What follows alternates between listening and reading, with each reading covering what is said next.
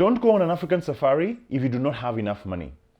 The reason for this is that if you go on an African safari without having a sufficient budget, you're not going to have a really good experience. Now, in Africa, you get what you pay for. If you pay very little, and I've discussed this in a previous video on budget safaris, you're not going to get a very good experience. Spend a few more months, save a bit more, then come. Don't go on an African safari if you have very young kids. African safaris involve a lot of sitting and driving, and in the first day, they will start asking, are we there yet? Are we there yet? I'm sure you've probably watched the Shrek movie where the donkey keeps on asking Shrek, are we there yet? And that's going to be your experience for most of that safari, because the times which you're going to be seeing animals are going to be fewer than the times you're going to be spending looking for animals. The other disadvantage you'll have is that if you're on a shared safari with other passengers who are not part of your family, they're probably going to become a bit annoyed by you because they are coming to look for peace and quiet and probably enjoy a safari. And if your kids are going to be fussy, it's going to be a difficult ride for them as well. So you may inconvenience them as well. However, I've spoken about going on safari with children, and if you're really keen on it, go watch that video. It will give you advice on what you need to do to prepare ahead of time if you're actually very keen on taking your children on an African safari. Don't go on an African safari if you really like screens. Now, if you're the type of person who really likes looking at screens all the time, spending all your time on your phone or computer, then an African safari may be a place where you're going to feel very deprived.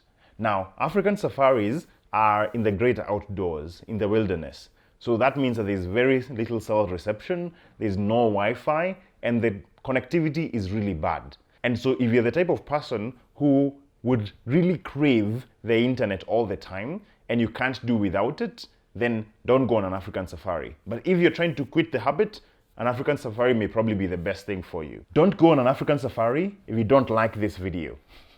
You can't go on an African safari even if you don't like this video, but it would really be nice if you clicked on that like button. Thanks. Don't go on an African safari if you're going to spend too little time on the safari itself. Most safaris, for you to get your money's worth, you need to spend at least 3 or 4 days on the safari itself, or else you're not going to be able to see some of the rarer animals. Now, finding some of these animals sometimes is a multi-day adventure, and if you're going to have just 1 or 2 days on safari, then it's not going to be sufficient for you to be able to see all the animals that you could see on your African safari. And considering that you may take time before coming back to do this again, plan on spending a bit more extra time, probably like a few more days, 3, 4, 5 days on your safari, so that you're able to get your money's worth.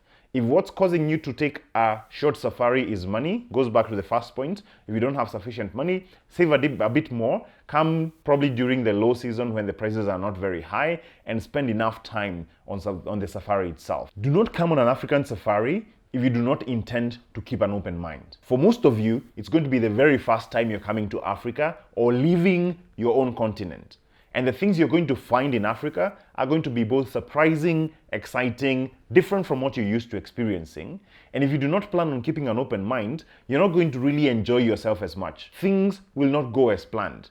On your safari, you probably are going to be expecting to see a lot of animals on your first day. And if you get disappointed by that, then it probably is going to ruin the rest of your safari because, again, things don't usually go as planned, and this is the wild. And so you may not find the animals you're looking for on a particular day, but you still can be able to find your own fun. Don't go on an African safari if you're not okay with sitting for long hours. Now, as I've described in other videos that I've made in the past, African safaris are places where you sit for very long hours. You do not get to get out of your vehicle. You do not get to walk around for long because actually you can't, once you leave your camp, you can't actually get out and walk around because of the danger of the animals. And so if you're not the kind of person who can be able to sit for long hours, then you're really not going to enjoy an African safari.